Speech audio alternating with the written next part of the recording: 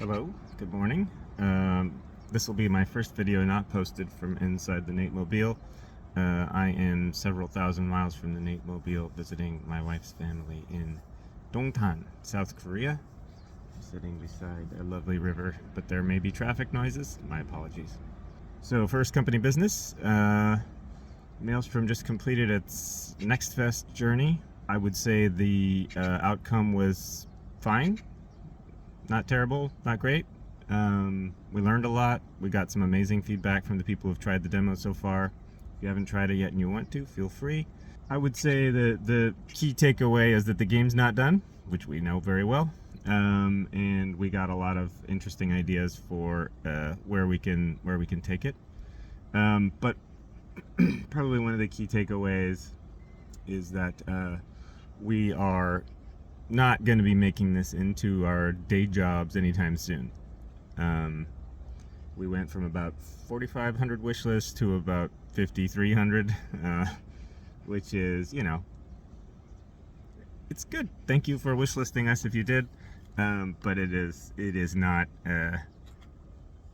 drop everything and have this be your job amounts of money. So we're probably going to be pivoting to a part-time posture while we try to get real jobs.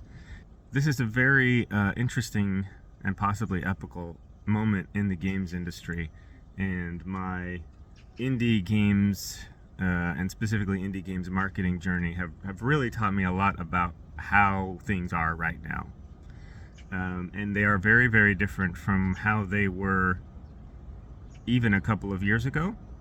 And I wanted to talk a little bit about what it feels like has changed. I often find myself in conversations, in fact, the other night I went out for a beer with a very old friend, game dev, who's still working in the Korean games industry. And all of these conversations tend to go sort of in the same direction of like, what is going on? What is changing? Why does everything feel so bad right now in the industry? And there's a pretty, well-documented post-COVID slump in game development, specifically just in terms of the labor market. There was a reduction in demand after a gigantic hiring spree during COVID. That definitely has resulted in an oversupply of devs relative to the labor demand. Then we also have a bunch of sort of other accelerants. We have something called Section 174, which you can look up here in the States.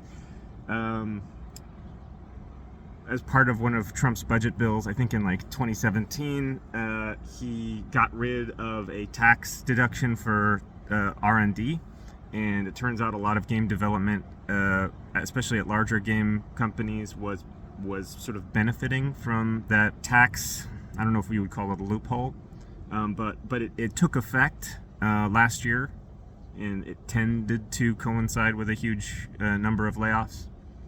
I think there's just other places for investor cash to go, especially in the tech sector, right? AI is very hot right now. Crypto maybe before that.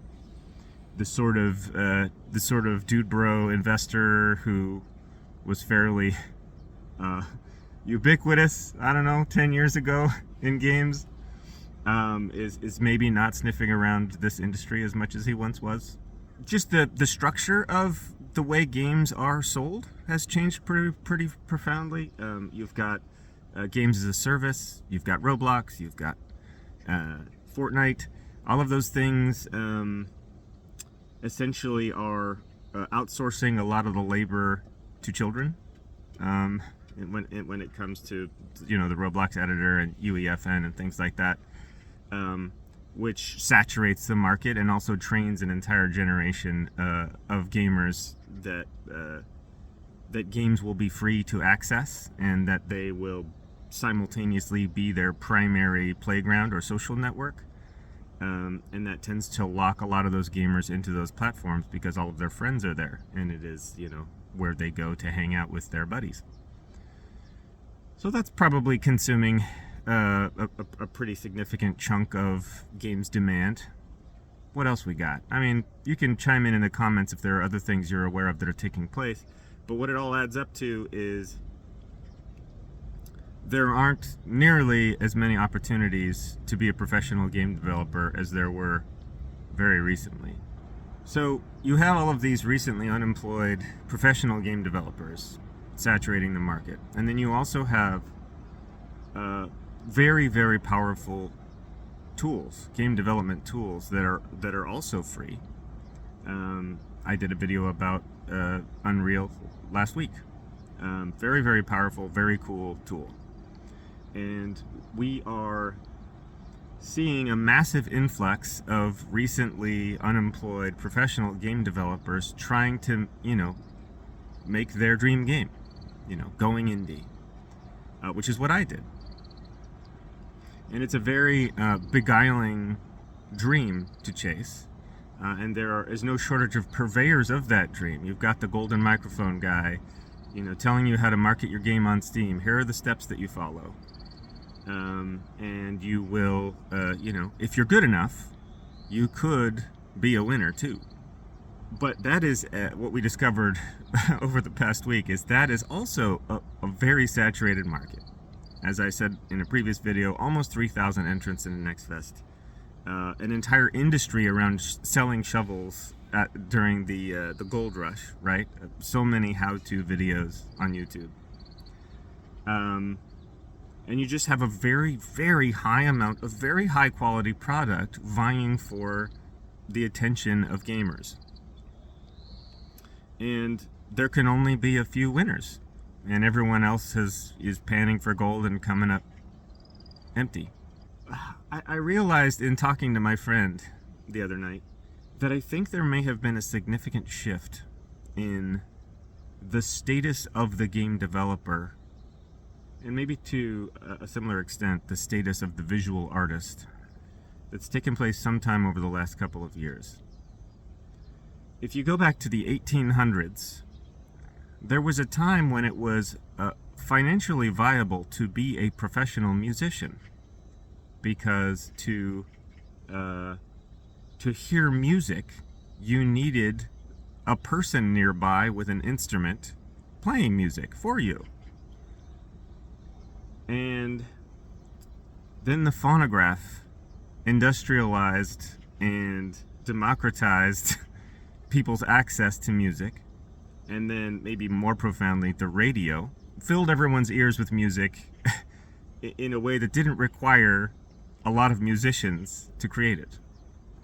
And for all of human memory, anyone currently living doesn't remember a time when it wasn't a little bit of a joke to hear that someone's son decided to, become a professional musician, right? Well, good for him. I hope he likes making music. I hope he likes busking.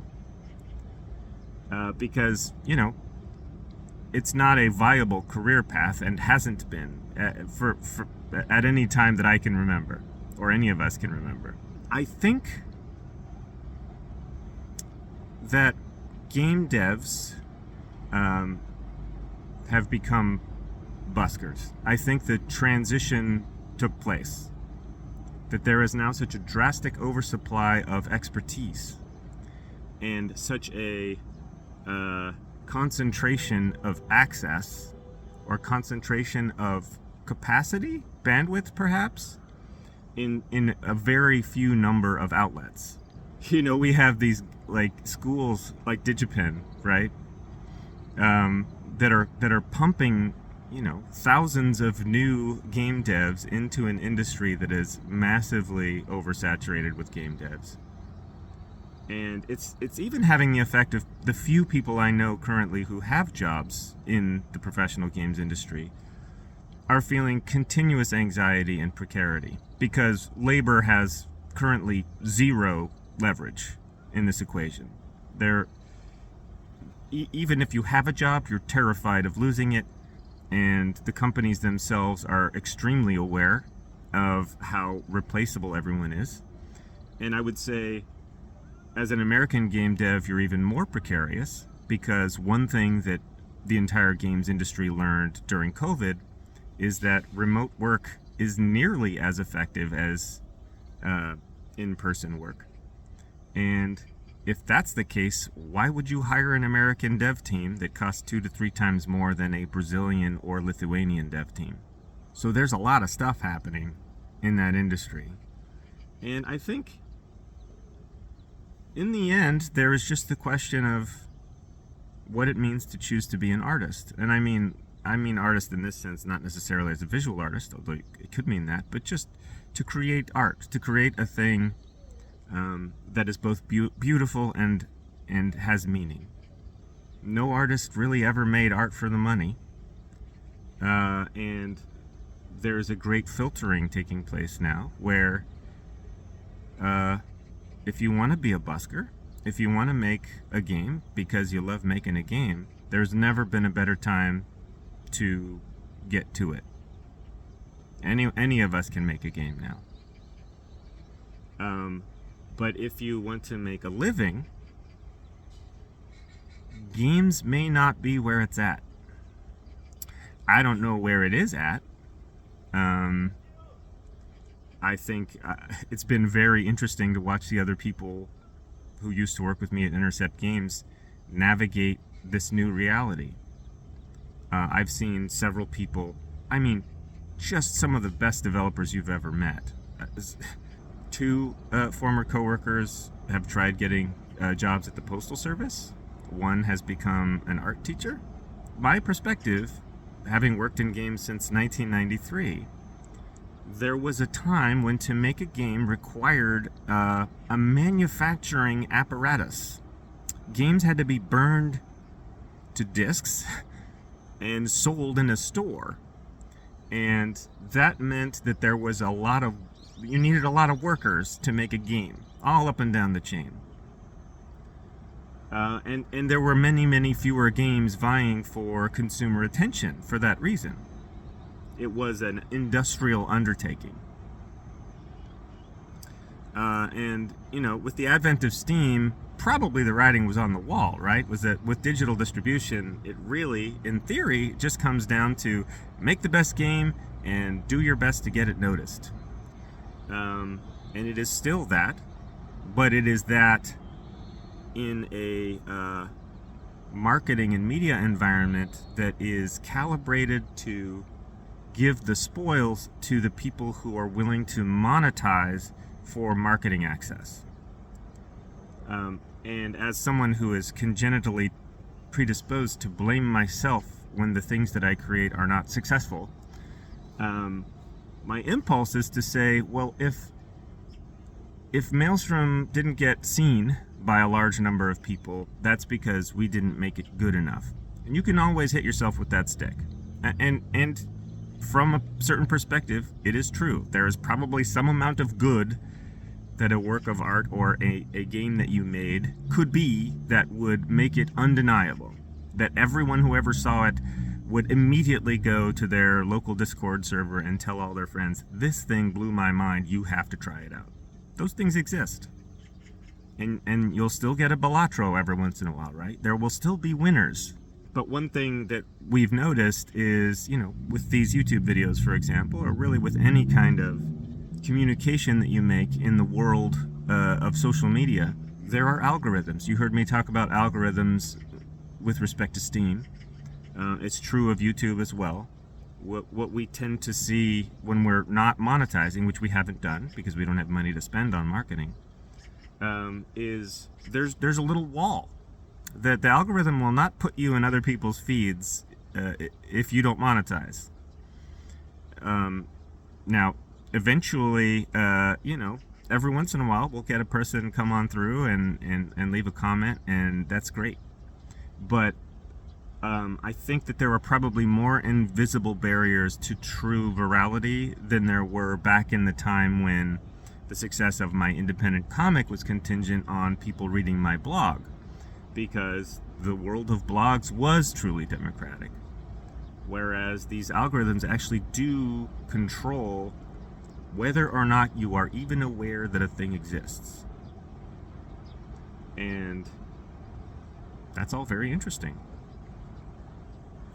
I wish that I could wrap this up in a nice little bow and say, but I've figured it out, you guys, and here is the way forward.